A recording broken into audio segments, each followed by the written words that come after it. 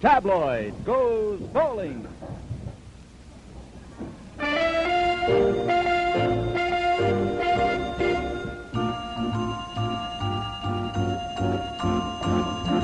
Tabloid looks in on North America's fastest-growing participation sport, bowling. From the Eglinton bowling lanes in North Toronto, Joyce Davidson, Percy Saltzman, and Gil Christie send out a half hour of fun and bowling games that they hope is right down your alley. The first woman of bowling, Marion Dibble, is with us, and the inimitable inventor of five-pin bowling itself, Tommy Ryan, is on hand.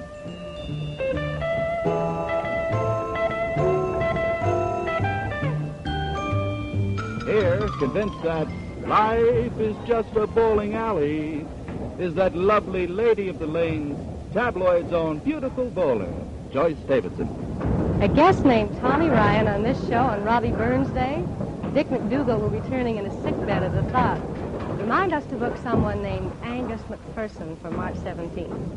Well, here we are, on location, as they say. Out of our regular studio habitat and looking forward to a lively half hour with you. But never far away is weather and its electronic interpreter, Percy Saltzman. Perth, Ontario stages its dog derby and snow queen contest tomorrow, Perth. What word have you about the weather in Perth?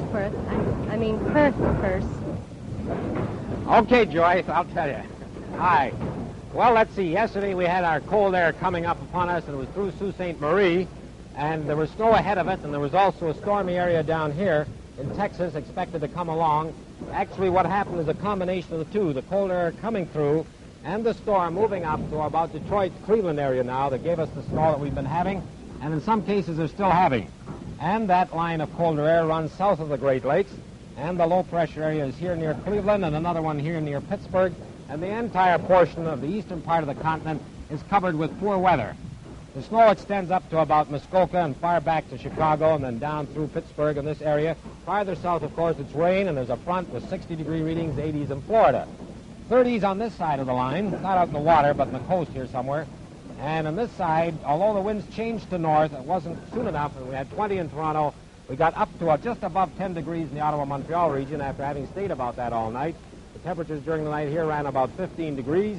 Farther back, though, it was quite chilly in the cold air. At White River and at Graham, it was 50 degrees below zero this morning and warmed up to about 5 below during the afternoon for most of northern Ontario. Fort William here had 37 below, which is the coldest they've had in 6 years, the lowest reading. And generally speaking, there was a minus 10 in Goose Bay, minus 30 in the Ungava-Frobisher area, and the same up here at Coral Harbor, and about minus 10 at Churchill. Well, the front is down here, and another storm is brewing here, which is expected to attack us over the weekend. That is on the Sunday, perhaps. But meanwhile, the cold air is moving down, and we should get deeper and deeper into it, so that all of our regions here should have a fairly good day out of it, albeit somewhat colder. Now, the far west, of course, the front comes back here well south of all of Canada. It's been extremely cold and mostly fairly good weather. The temperatures this afternoon ran at about minus 5 at Winnipeg and minus 10 in the southern part of Alberta and Saskatchewan after morning readings of 30 below. Very chilly even during the afternoon in the interior of B.C. There were some 45 below readings up in northern B.C. and Vancouver with 8 had the coldest temperature it's ever had in the last 5 or 6 years and got up to about 25 this afternoon. Very cold in this region too, but once more that funny phenomenon of the warm air coming up over the top of Alaska down here showed readings of 20 degrees above zero in this area, although on either side of it the temperatures were extremely cold. This is already working down. We've had a 10 above in central Alberta, near zero or just above it in the central part of Saskatchewan, and that is moving through. Well, they're getting the warm weather, but of course we're getting the cool weather, and after that on Sunday there'll be a low down here working up in our direction to perhaps give us some more snow. But meanwhile, we're expecting the snow that we now have to end, temperatures to drop to 10 tonight here, minus 5 and 0 here, and then rising tomorrow to 15 in Toronto, to 5 above at Ottawa, and to 10 above at Montreal, and generally, for tomorrow then, fair. And that's the weather picture. By the way, Rex Loring had expected to be with us tonight, but our man Rex has come down with laryngitis. Loring is not roaring tonight. Is there anything less useful than an announcer without a voice? Rex realizes that this is how Marcel Marceau got his start, but he prefers to wait at home for his voice to return anyway. We'll hope to have you back by Tuesday, Rex. Okay. So much for tonight's bulletin from Sick Bay. Stan Hellier, please copy. By the way, a pair of lovely and great ladies of International Theater, Catherine Nesbitt and Judith Anderson, arrive in town next Monday to perform in the Chalk Garden at the Royal Alexandra. Both these gracious actresses will join our group on Monday evening. And now, Percy Saltzman has made his way from his Chalk Garden, slipping out of his Weatherman wedgies into his bowling sneakers en route, stands by now, ready to interview Marion Dibble. Oh, Marion, you have been one of the first woman bowlers in Toronto. When did you start bowling? In 1916. And at that time, was bowling popular with the ladies? No, it wasn't. What reason? Well, because it was all men bowling, and it was a man's game, and the ladies weren't invited into it. Well, some of them managed to, because you did, didn't you? How did you manage to get in? I used to go bowling in the morning when there wasn't any men around. Did you dress in any special way in those days? No, I just wear the same things I'm wearing today. And when the men got to see you bowling, what was their reaction? Well, it was, I had a match with a man. That's the first match I had was with a gentleman. How did it work out? Well, I beat him for 5 games, and I beat him. That must have really destroyed his ego, eh? Yes. Well, now, through the years, you've seen bowling grow in popularity. How did it happen that women got to be more and more interested in the game? Well, when 5 pins came in, that's what started the ladies off bowling. What did you bowl to begin with? Well, I bowled 10 pins first. How did you manage the huge ball? Well, that was very easy, and I only weighed 110 pounds. Amazing. Would you say that bowling is a good sport for the ladies? I say it's wonderful, and it's wonderful for your figure, and it's wonderful for sportsmanship. It's the best sportsmanship I know outside of other, golf and things. It's sort of an effortless way to diet, eh? Yeah. Well, you certainly managed to keep pretty trim throughout the years. Did you ever decide to give it up, or you? No, I hope I don't have to give it up. And in your career, have you bowled championship games? Yes, I've bowled lots of championship games. Have you won trophies? Yes, I've won trophies, too. What have you got, for example? How many? Have you got a rough count? I've got about 8 trophies. Miniature cups and large cups. Are you in a league at the present time? Yeah, 2 leagues I bowl. Oh, twice a week then? Yeah, twice a week. How's your team making out? Not very good. What's the matter? Well, I guess we're not good enough. How about your children, Mrs. Dibble? Are they bowlers too? Yeah, they both bowl. They're very good bowlers. Do they beat Mama, or can Mama take them in hand? Oh, I can take them in hand, too. What changes have you seen in the game since the earlier days? I've seen a lot of changes. Because when we first started to bowl, when I first bowled, there was only no rubbers on the pins at all. What would that mean? You mean the rubber ring around the center? Yeah, no, there was no rubbers on it. Well, what was the result of putting rubbers on the game? Well, the result of putting the rubbers on the game give you a better average. You've got bigger, larger scores. Oh, I see. It makes the pins fatter, they can be hit, and they bounce around more lively. Mm-hmm. This was, of course, introduced on 5 pins only. The 10-pin game did not have these. No, not 10 pins. Just 5 pins. When did 5-pin game come into? Well, I think they've been going around 20 years, between 20 and 25 years. Did you take to it right away? Yes. Well, I was the first president the ladies had of the CBA. What is that, CBA? Well, that's the international. It's called the OBA now. A bowling association. Bowling association. What is can you remember what the highest score is you ever managed? Me? Mm-hmm. 420. Out of a possible, let me see. 450. Goodness, that's a kind of a record. And I used to have an average of 230 and 238. In the early days, when ladies didn't find the game very popular, and you were one of the proponents, sort of a suffragette of bowling, did you find it hard to convince your gal friends to come out? Yes, I did, because they didn't think the ladies should go in bowling alleys. What were they afraid of if they did come in? Well, there was so many men around all the time. Oh, one would have thought that was an opportunity. Yes, but we bowled in the morning. Then we got a team. We got 2 teams, one from Hamilton and one from Toronto. I see. Well, how's your game now, Mrs. Dibble? Well, just fair. What are you averaging currently? About 200.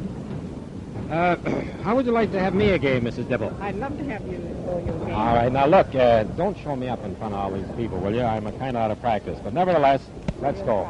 Ladies first. Well, she wets her hand, so I'll wet my hand. And we'll watch. You go ahead. Make it good. Oh, say, Gil, how about you being our Phil Stone? Okay, Bert.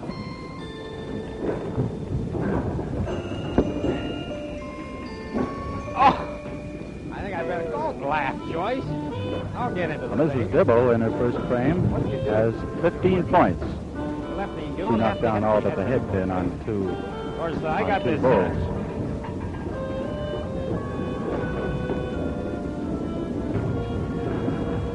Percy is still in his first I frame hit and the has yet hole to there, make a Dibble. I point. don't think they're going to give me much for that. I have to get the 4-pin down, huh? Mrs. Dibble bowling in her second frame has 6 points. By the way, which is the 4? Oh, the 4-pin's on the other side. Percy registers a big How goose are we egg doing in his there? first She's got frame. 15 and I've got 0. I've got to make 1 strike at least. Mrs. Dibble has 15 points in her second frame, and this is 30 total. And a strike in her third frame, which we Cut it mark out. this way.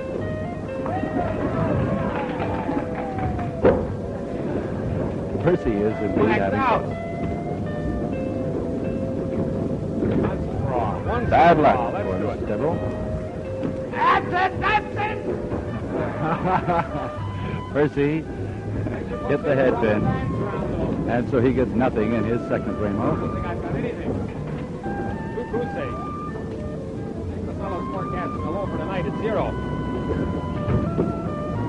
Marion Dibble continues to eclipse our Percy, who as a bowler forecasts a mean forecast.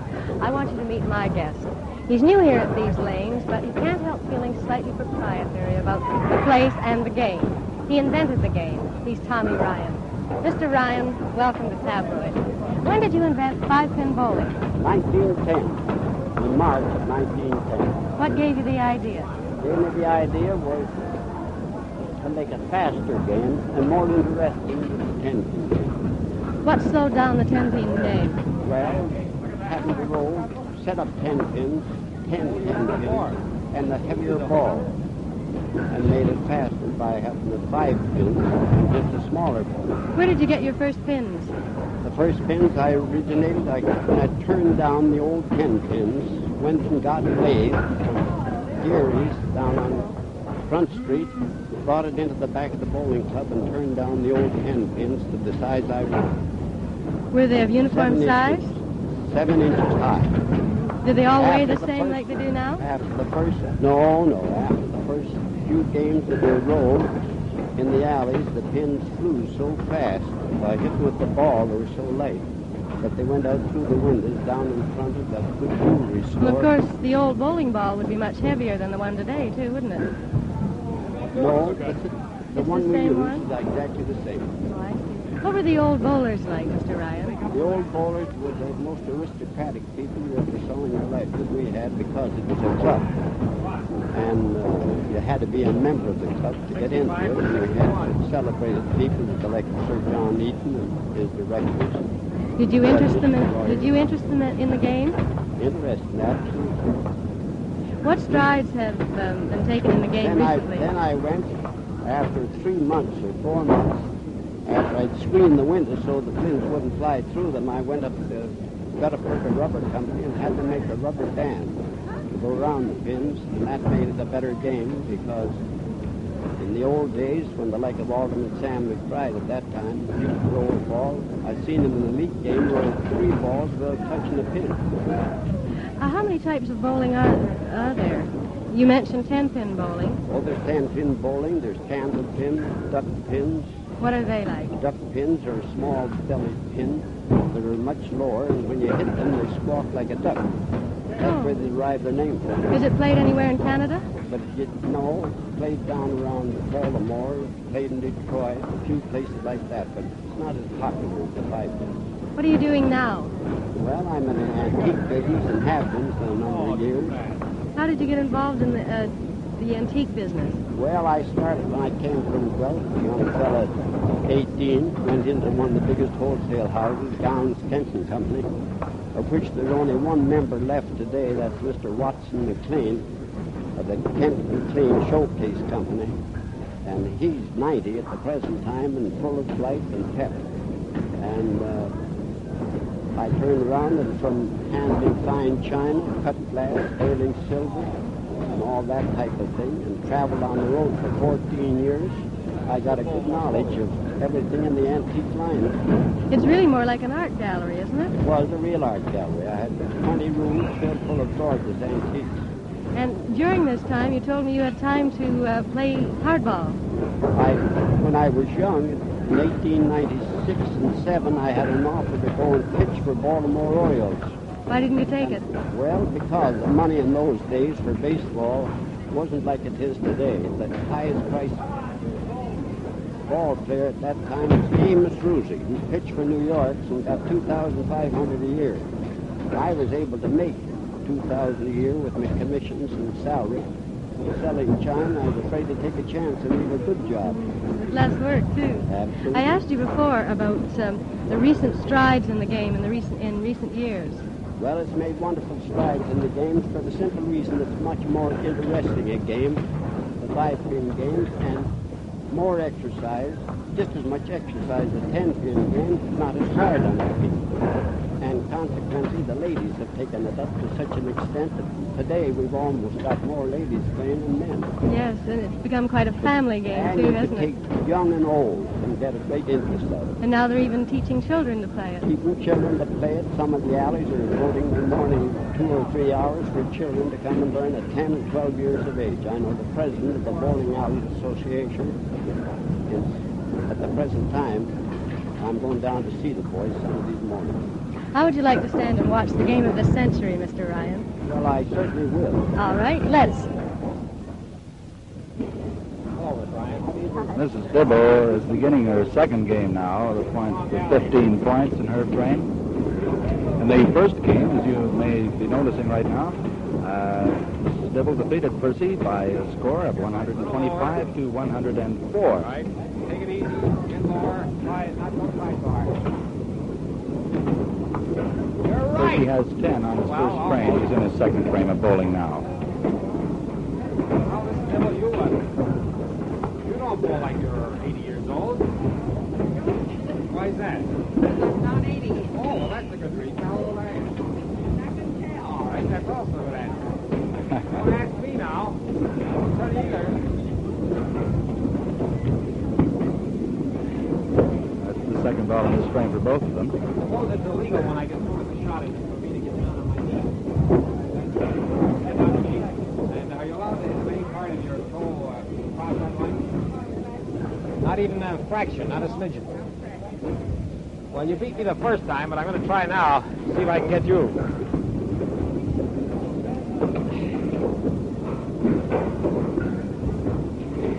For some reason or other, I either take out the head pin or I leave the head pin.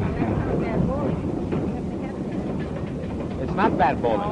Bad bowling when you don't hit the head. Now look, Mr. Dibble, I'm all whacked out, really. I've had enough, and you're still fresh, and you're going strong, so if you don't mind, I'm going to call it quits. Okay. Okay. All right. Thanks. Me, Mrs. Dibble? Yeah. Oh, listen, after watching you bowl, I think I'd just as soon take you out for a cup of coffee. Okay? You're All right? afraid, eh? Yeah, I'm afraid. Tabloid can't seem to do a remote without running into a Pepiot. We met one at the War Amp Center last November, and today, too, we meet one. He's Harry Pepiot, manager of the Eglinton Bowling Lanes. Harry? I understand you're quite a trick bowler. Oh, yes, I do it off and on, you know. Practice quite a bit being a bowling alley manager. But, How often would you say it's necessary to bowl to become a champion? you got to get out 2 or 3 times a week anyways. That often? Oh, yes. I mean, one night you can't do it. I mean, you need practice. How long have you been bowling? 22 years. How long have you been doing trick bowling? Well, off and on for the last 15 years. Would you demonstrate for me now? Certainly. I tell you, I'd like to say one thing, that at the start there, Percy was going to throw 2 balls down there when the pin boy was in the pit. You should never do that. Why? Wait until the pin boy's out of there before he throws his second ball. Is there actually bowling etiquette? Oh, there's bowling etiquette. What are some of the points? Well, one of them is, please do not go over the foul line and you'll improve your bowling. And the other is do not walk across in front of a bowler when they're bowling. Or if the bowler's bowling alongside of you, wait until he is through bowling and then you do your approach to your alley and throw your ball. Now, Now, this trick bowling is bowling between my legs, and I bowl some of the top bowlers in the city at this. Do they have tournaments for trick bowlers? No tournaments at all. But Earl Pocock on TV championed me today at the corner there. I challenged him, I beat him, and he's beat me. And he is a very, very good bowler. Couldn't bowling through your legs be a little dangerous? It is. You could break a leg if you don't know what you're doing. Show me. Yeah, certainly. Now, when you grip the ball, the way you pick it off the rack is exactly the way you should hang on the ball. A comfortable Would grip. this be one of the first things you teach a new bowler? That's one of the first The things. fundamental. How to hold the ball. Now, that way there is comfortable. You can't drop the ball, and you turn it. Then you can work a backup ball or a curve, whichever way you want to throw it. But you just can't come in off the street with a bit of practice. You can be some bowler, but you still got to bowl 2 or 3 times a week. Well, I haven't bowled for years, so you show me your tricks. Okay, I'll just show you a few of them right here now. Just bowling between the legs.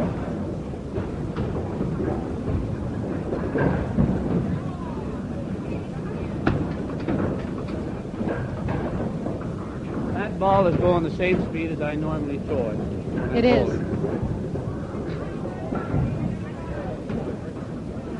There's one of your etiquettes. Sure, you see, Points again. I may have thrown a ball down and broke his leg, you see. Always watch and see that he's out there.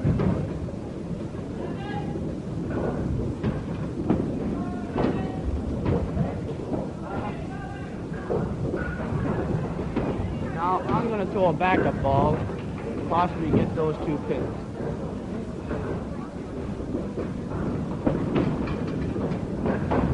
Very good. What else would you tell a new bowler? Well, I tell them not to do that, but follow right through. I'll show them one, if you don't mind. Could you do it just quickly for me? I'll do it quickly. The idea is to follow right through with their hand. Don't drop the ball, but follow right through. And their hand will be going where they're aiming, and they'll improve their bowling an awful lot. All right.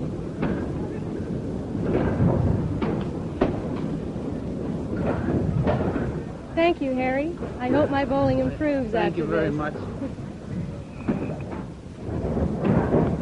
Well, it is a fact that bowling is the most popular participation sport in the world. And I think right now we should call on a man best qualified to tell us why. Bernie Porter. Bernie is the owner of this bowling emporium in which we've been having so much fun tonight. Bernie, just why is bowling so very popular? Well, I think the big reason is that everyone can bowl and become a good bowler from 8 to 80. It's a good, healthy sport for all members of the family. And members of the family can bowl together. Do you find that all members of the family do go bowling? Yes, many leagues have fathers and sons and mothers and daughters in the same league, and sometimes grandchildren all in the same league. Well, now, just how many people do bowl in Canada? Have you any idea of the number? Well, in Canada, there must be well over 300 and 400,000. That's remarkable. And about 100,000 of those bowlers are in the Toronto area. That's right.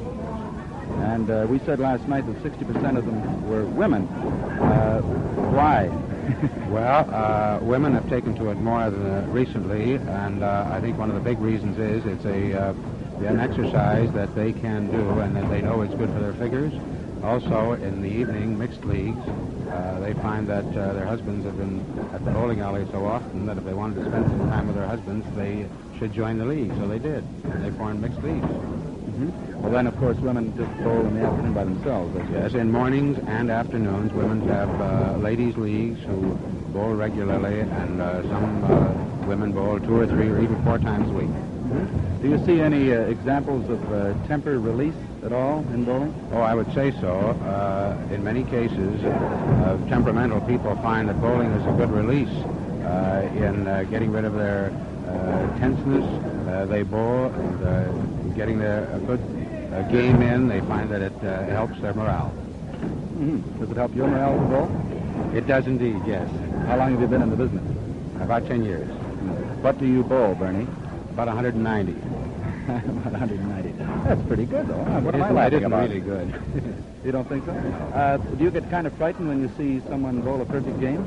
No, not at all. I'd like to see more people bowl a perfect game. I think it's very good for the sport. I suppose it is. Well, it's been a perfect evening here. It certainly has. If we didn't bowl a perfect game. Thank you right. very much. Bernie Porter. There you go. Thank you. Well, Joyce, you bowl, don't you? Not for years, Percy. You haven't for years? Oh, that's good. And you broke your right wrist, didn't you, Joyce? Something like that. And it's never healed quite right, has it? Are you refreshed or something? Joyce, what do you say we have a little game here, huh? All right, Percy. Fair, though. Women bowlers. Fair. Come on. Come along. Oh. Remember now, I have this full skirt on. All right. And a mic. You can take it off if you wish.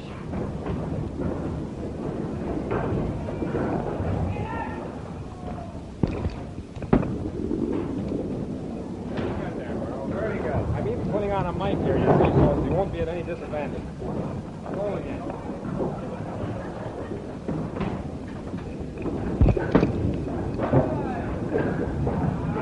I got caught in the mic.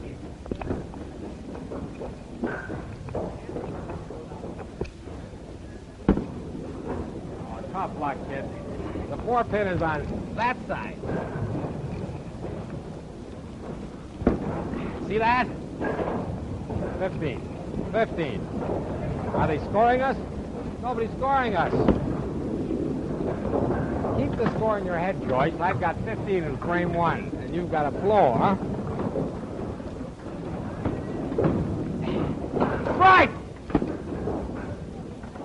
Oh, no. What did you get there, huh? 60% of 100,000 bowlers in Toronto are ladies, they say. Mm-hmm. Go on.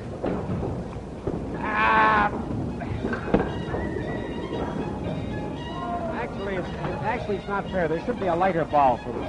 What am I doing wrong, Mr. Ryan? Yeah, what's she doing wrong, Mr. Ryan? Don't tell her.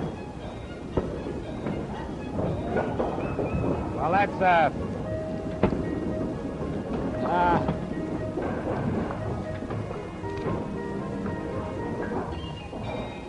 don't trip on the cord, Joyce.